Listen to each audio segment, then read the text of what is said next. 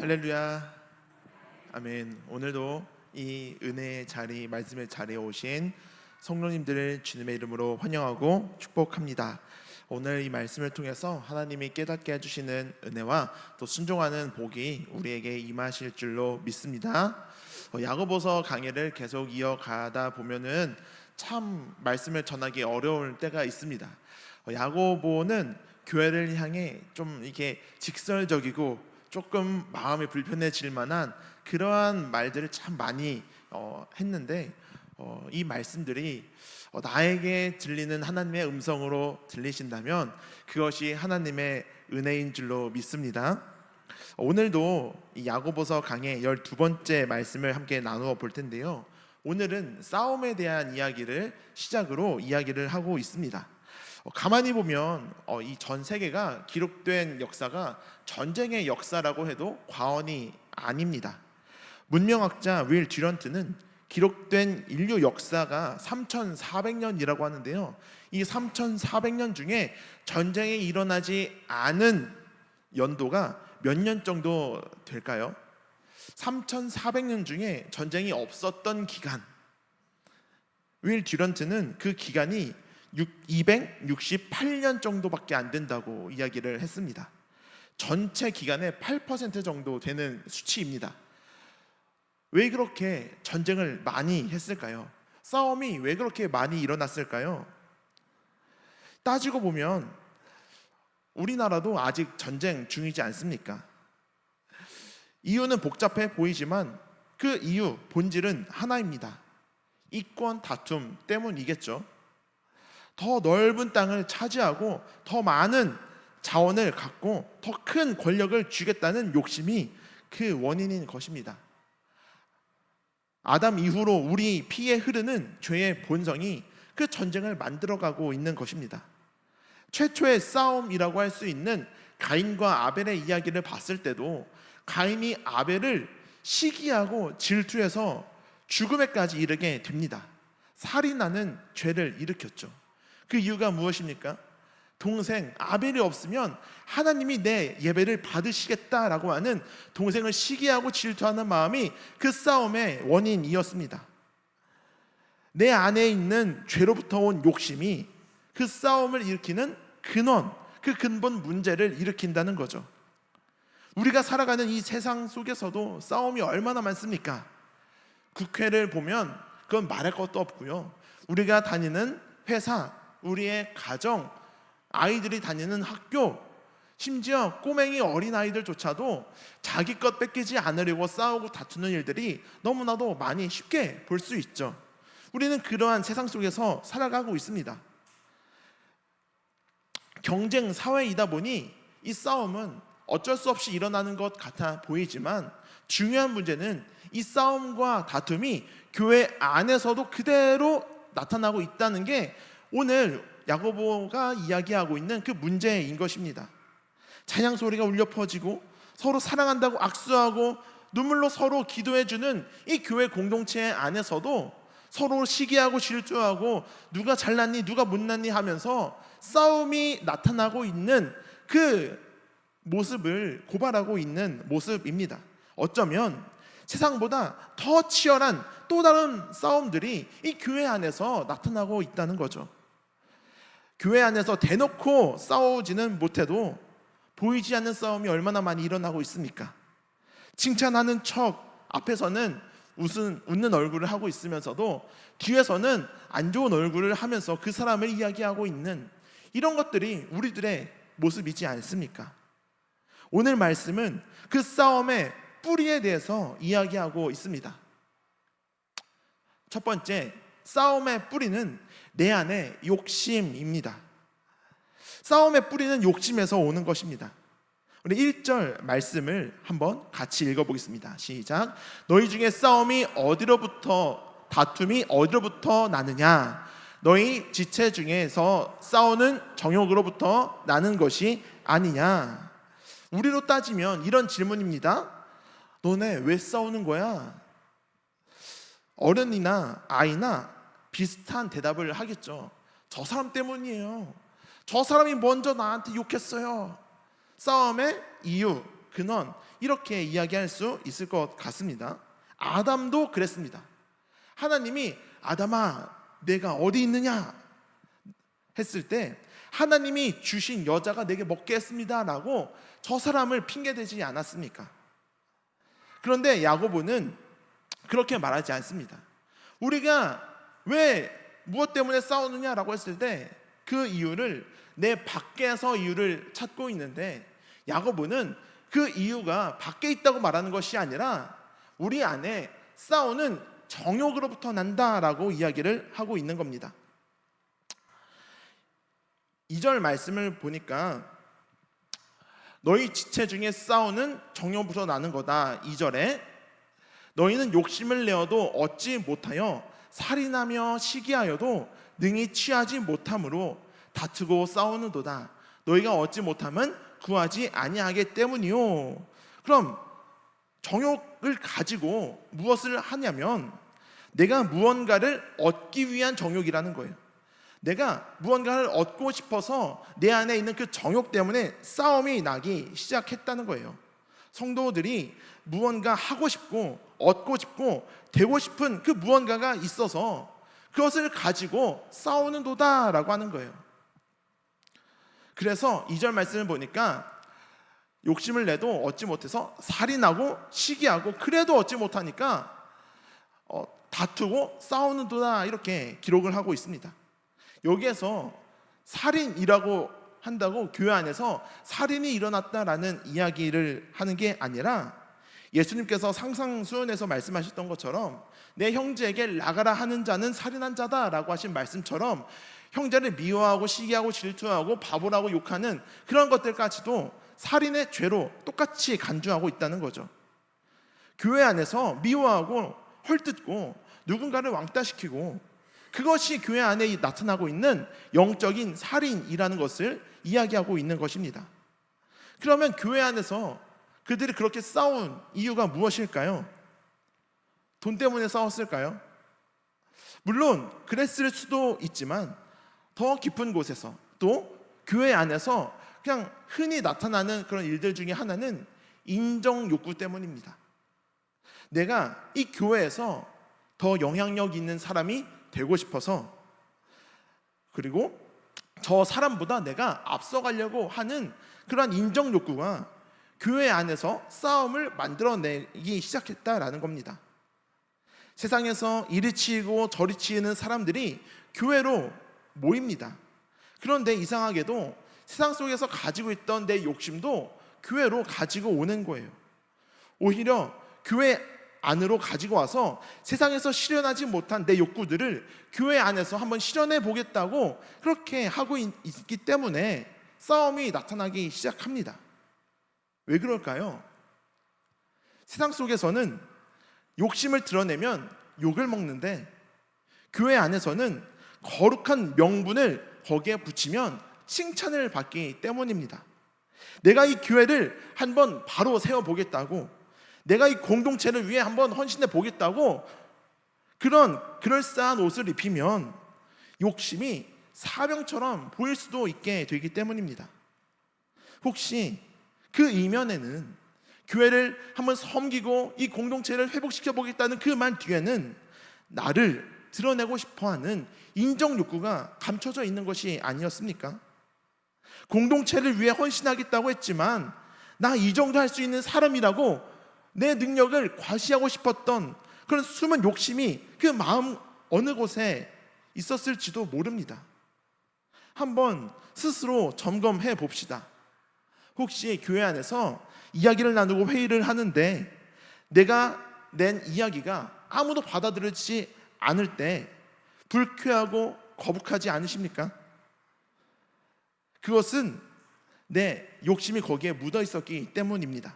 누군가 내 이야기를 들어줬을 때 내가 인정받는 그 느낌이 내 안에 있으니까 교회를 위해 더 좋은 의견이 있다면 내 의견을 굽힐 수도 있는 것이죠.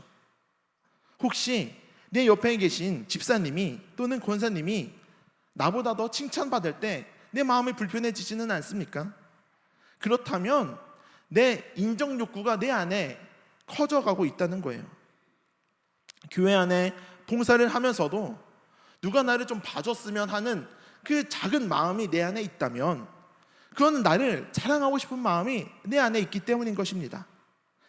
처음은 누구나 순수한 목적과 동기를 가지고 시작합니다. 그러나 시간이 흐를수록 죄의 욕심이 마음을 비집고 들어와서 그 순수한 동기를 망가뜨리기 시작합니다. 우리는 내 안에 그 욕심이 들어와서 내 순수한 동기를 망가뜨리지 않도록 철저히 경계를 해야 됩니다. 돌아보고 또 돌아보고 내가 하는 이 일이, 내가 맡은 이 자리가 정말 나를 드러내는 자리가 되지 않도록 기도하고 또 기도해야 합니다. 이제 몇 주 있으면 임직식이 있고 또 교회에 중직되시는 분들이 이제 임명이 됩니다. 그 자리가 내 자리가 되면 안 되는 거예요. 나를 내려놓고 하나님만 높이는 자리가 될 수 있기를 주님의 이름으로 축복합니다. 우리는 이렇게 기도해야 되는 거죠. 주님, 초심을 잃지 않게 하옵소서. 내 마음에 욕심이 들어오지 않도록 지켜주시옵소서. 우리는 늘 이렇게 기도하고 또 기도해야 됩니다. 초심을 지키는 가장 강력한 무기는 기도가 되는 거예요. 그런데 야고보는 욕심은 기도마저 오염시킬 수 있다고 이야기를 하고 있습니다. 야고보가 갑자기 기도 이야기를 꺼내는 데는 이유가 있습니다. 지금 야고보가 보고 있는 교회의 모습은 교회 안에서 사람들이 자기가 원하는 걸 얻지 못하니까 싸우고 있다는 겁니다. 그래서 야고보는 이렇게 이야기하는 거예요. 너희가 원하는 게 있다면 기도해라. 기도하지 않고 왜 서로 원하는 걸 얻지 못한다고 싸우고 있냐? 그런데 여기에서 한 발 더 나아가서 3절 말씀을 보니까 구하여도 받지 못함은 정욕으로 쓰려고 잘못 구하기 때문이다 라고 이야기를 하고 있습니다. 기도했는데 응답이 없는 사람들이 있습니다. 그 이유가 뭐라고요? 동기가 잘못됐기 때문입니다. 우리가 기도할 때 반드시 기억해야 될 것이 있습니다. 무엇을 구하느냐보다 왜 구하는지가 중요한 것입니다. 우리가 기도할 때 가장 중요하게 생각해야 될 것은 왜 이게 나에게 필요한지, 왜 구하는지 그 이유가 중요한 거예요. 돈을 구하는 기도가 무조건 잘못된 게 아닙니다. 물질을 구하는 기도가 무조건 세속적인 기도가 아니에요. 물질 우리가 살아가는데 필요하죠. 그런데 나에게 그 물질이 왜 필요한지가 더 중요한 겁니다. 이 물질이 나에게 생기면 내가 이웃을 돕고 교회를 섬기고 필요하다면 하나님을 기뻐하시는 자리에 쓰겠습니다 라고 구하는 그 기도를 하나님은 들어주실 것입니다. 우리가 어떤 공동체의 리더의 자리를 구하는 것도 마찬가지입니다. 나를 드러내는 것이 아니라 진심으로 이 공동체를, 이 교회를 위해 헌신하고 사랑으로 섬기겠다라고 하는 그 순수한 동기에서 구하는 기도를 하나님은 들어주시고 그 자리에 세워주실 줄로 믿습니다. 회사에서 승진이 되도록 기도하고 또 우리 자녀가 회사에서 좋은 자리에 올라가기를 위해서 기도하십니까? 무엇 때문에요? 그 의도와 그 동기가 더 중요한 거예요. 잘 되고 돈을 잘 벌고 남들이 인정해주고 라는 목적보다 그 자리에 올라가서 더 많은 사람들을 섬기고 하나님께 영광이 되는 삶을 살아가기 위해서라면 하나님은 그 자리를 반드시 허락해 주실 줄로 믿습니다. 제가 첫 사역지에서 사역을 하는데 참 학교에서 대학교 4학년이었거든요. 자취하면서 학교에서 공부하고 또 사역지를 가는데 집에서 출발해서 사역지에 도착하면 3시간이 걸렸어요. 그렇게 한 1년 동안 하다 보니까 이 주말에만 금, 토, 주일 가서 사역을 하는데 길거리에서 쏟아붓는 에너지가 너무나도 큰 거예요. 그래서 기도하기 시작했습니다. 하나님, 제가 하나님 사역을 위해서 에너지를 써야 되는데 길거리에서 쏟아붓는 에너지가 너무나도 많습니다. 제가 차가 있다면 이 3시간 거리가 1시간 반으로 줄어드는데 이 에너지를 아껴서 더 열심히 주를 섬기고 더 열심히 사역하겠습니다 이렇게 기도를 했어요. 그랬더니 6개월 정도 기도하니까 진짜 감사하게도 차가 생기는 거예요.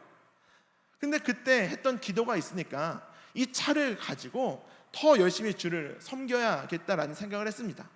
그때 또 같이 사역을 하게 된 1년 후배 전도사가 있었는데요. 제가 차가 있고 또 같은 학교에서 공부하고 같은 사역지에서 사역을 하다 보니까 천안에서 그 사역지까지 같이 차를 타고 왔다 갔다 했어야 됐습니다.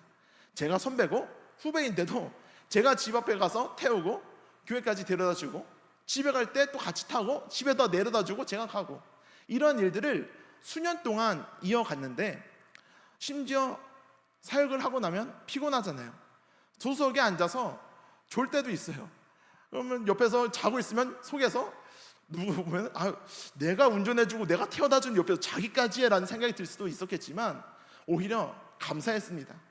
이 차를 주신 그 이유가 있었기 때문이에요. 더 섬기고 더 주를 위해 사역을 열심히 하라고 하나님이 주셨다고 저는 굳게 믿고 있었기 때문에, 또 그렇게 제가 기도했기 때문에 그것마저도 감사함으로 제가 감당할 수 있었습니다.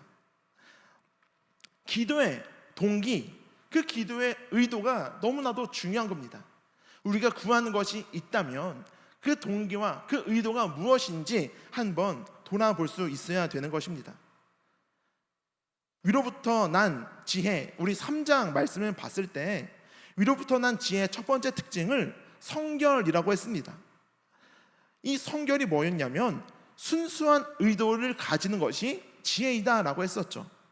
그런데 4장에서 야고보가 말하는 건 바로 그 성결이 빠진 기도, 의도가 순수하지 못한 기도가 문제라고 지적을 하고 있는 것입니다.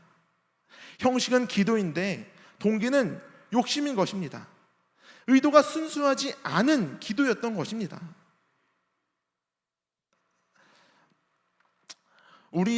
나를 드러내려고 하는 그 기도는 하나님이 응답해 주지 않는 기도가 되는 것입니다. 하나님은 나의 입술을 보시는 것이 아니라 나의 마음 중심을 보십니다. 눈물로 기도해도 그 기도가 내 욕심의 기도라면 응답될 수 없는 기도인 거죠. 하나님은 침묵하십니다. 그러나 하나님은 지나가다가 툭 뱉은 기도도 다 들어주시는 분이신데, 우리가 매일같이 하는 기도가 응답되지 않는다면 거기엔 다 이유가 있는 것입니다. 우리가 수년 동안 기도했는데 응답되지 않습니까? 우리가 무엇을 위해 왜 기도했는지 한번 점검해 봐야 될 필요가 있는 거죠. 건강을 위해 기도할 때도 그렇습니다. 주님, 저에게 건강을 주시옵소서. 왜요? 하나님이 우리에게 건강을 왜 주셔야 되는데요? 건강을 주시면 제가 가정을 더 잘 보살피고 복음을 전하고 교회를 더 잘 섬기고 봉사와 직분을 잘 감당하겠습니다. 주를 위해 더 헌신하기 위해 저에게 건강을 주시옵소서라고 하면 하나님이 그 마음을 기뻐하시고 건강까지도 허락해 주실 줄로 믿습니다. 그 기도의 동기가 순수하다면 하나님은 반드시 응답해 주십니다. 세 번째, 욕심과 벗하면 하나님과 원수가 됩니다. 우리 4절 말씀을 보니까 가늠한 여인들아 라고 말씀을 시작하고 있습니다. 야고보가 왜 이렇게 강한 단어를 썼을까요? 이 가늠한 여인들아 라고 했을 때 교회 안에 가늠한 여인들이 이 교회 안에 있었다라는 표현이라기보다 호세아서를 보면 하나님과 이스라엘 백성들의 사이를 신랑과 신부의 관계로 비유적으로 표현을 하고 있습니다. 그래서 이스라엘 백성들이 다른 신을 섬기고 쫓아갔던 것을 간음했다라고 표현을 하고 있죠.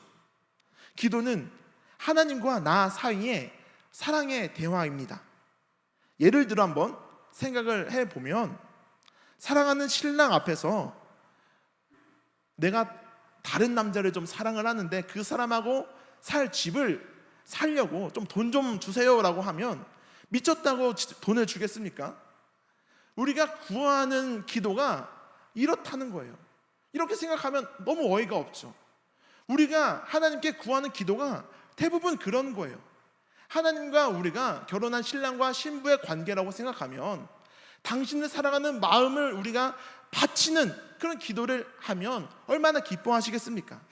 그런데 그런 기도가 아니라 내 정욕을 구하는 기도만 하고 있으니 하나님은 거기에서 질투하시는 거예요. 우리 5절 말씀을 보니까 성령이 시기하기까지 하나님은 우리를 사랑한다고 말씀하고 있습니다. 이 성령이 시기한다는 게 하나님이 우리를 사랑하는데 성령이 시기하시오? 좀 이해가 안 되는데 라고 하실 수도 있지만, 이것은 하나님이 그 정도로 우리를 사랑한다는 표현일 뿐입니다. 하나님이 그 정도로 우리를 사랑하신다고요. 그런데 사랑하는 우리가 하나님을 위해서 기도하지 않고 하나님을 위해서 구하지 않고 내 정욕을 위해서 기도하고 있으니까 거기에서 하나님은 침묵하시고 응답하지 않으시는 거죠. 하나님은 내 기도를 통해 내 마음을 보십니다. 우리가 얼마나 하나님을 사랑하고 있는지, 예수 그리스도의 몸된 교회를 사랑하고 있는지, 우리의 그 기도를 통해서 하나님은 우리의 마음을 보고 계시는 것입니다. 아니면 하나님을 이용해서 세상과 벗되려고 세상 가운데서 좀 더 잘 살아보려고 하고 있진 않습니까? 여기에서 세상과 벗되는다는 것은 세상의 가치관을 따라 살아간다는 표현입니다. 세상은 이렇게 말합니다. 더 많이 가져라. 빼앗지 않으면 빼앗긴다. 남보다 앞서가야 한다. 이것이 세상의 가치관입니다. 세상과 벗된 줄로 생각 마라 라고 하는 것은 우리가 그렇게 세상의 것을 구하며 살아가고 있다라는 거예요. 그러한 우리를 하나님은 질투하십니다. 하나님이 그리고 우리 6절 말씀에 이 반전이 말씀이 기록되어 있는데, 교만한 자를 물리치시고 겸손한 자에게 은혜를 주신다라고 말씀하고 있습니다. 우리가 겸손히 하나님께 구하면 하나님은 은혜를 우리에게 쏟아 부어준다는 것입니다. 교만은 내 중심에 내가 있는 게 교만인 거고요, 겸손은 내 중심에 하나님이 계신 것이 겸손인 것입니다. 겸손한 자에게 우리의 마음 중심에 세상과 벗된 것이 내 마음 중심에 있지 않고 하나님이 내 마음 중심에 있으면 하나님은 그러한 자들에게 은혜를 부어준다라고 기록하고 있습니다.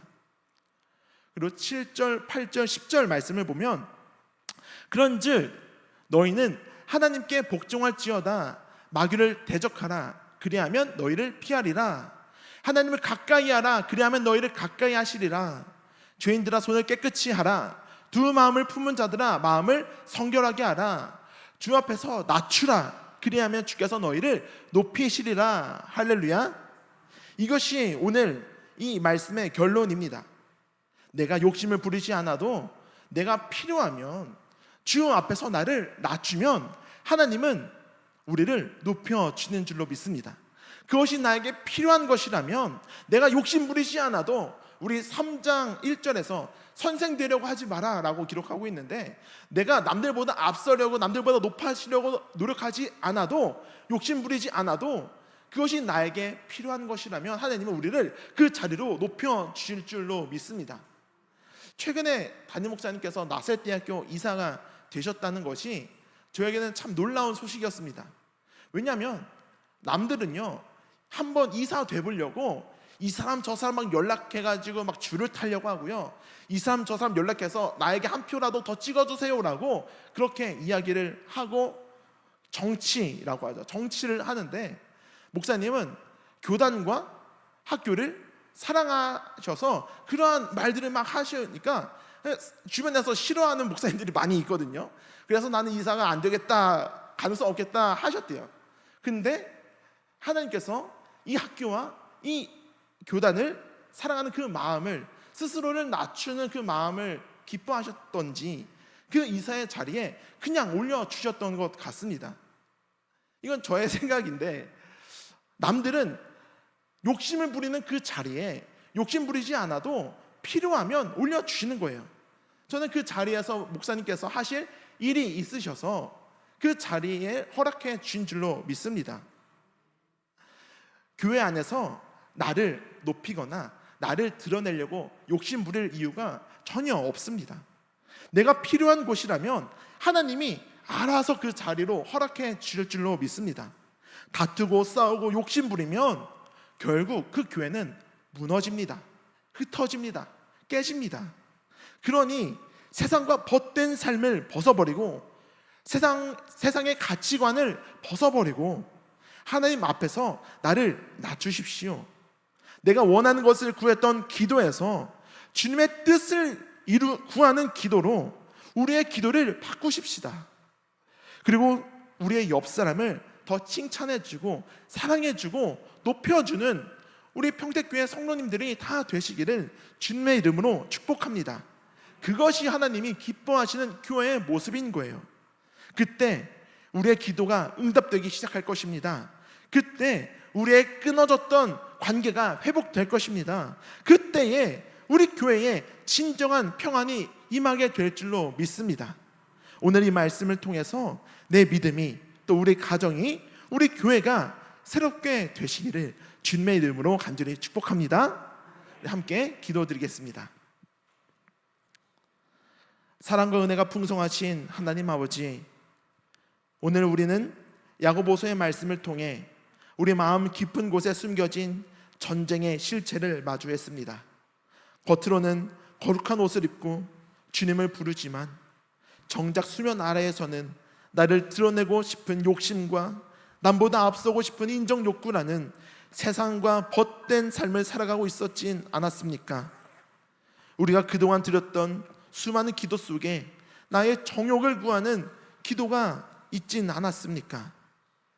무엇을 구하느냐보다 왜 구하는지를 먼저 묻는 의도가 순수한 기도를 드리게 하시고, 주님 앞에서 낮아질 때 오히려 높여주는 주님의 은혜가 우리 각 가정마다, 우리 교회에 가득 나타나길 소망하며 우리의 참 벗이 되시는 예수 그리스도의 이름으로 간절히 기도드렸습니다.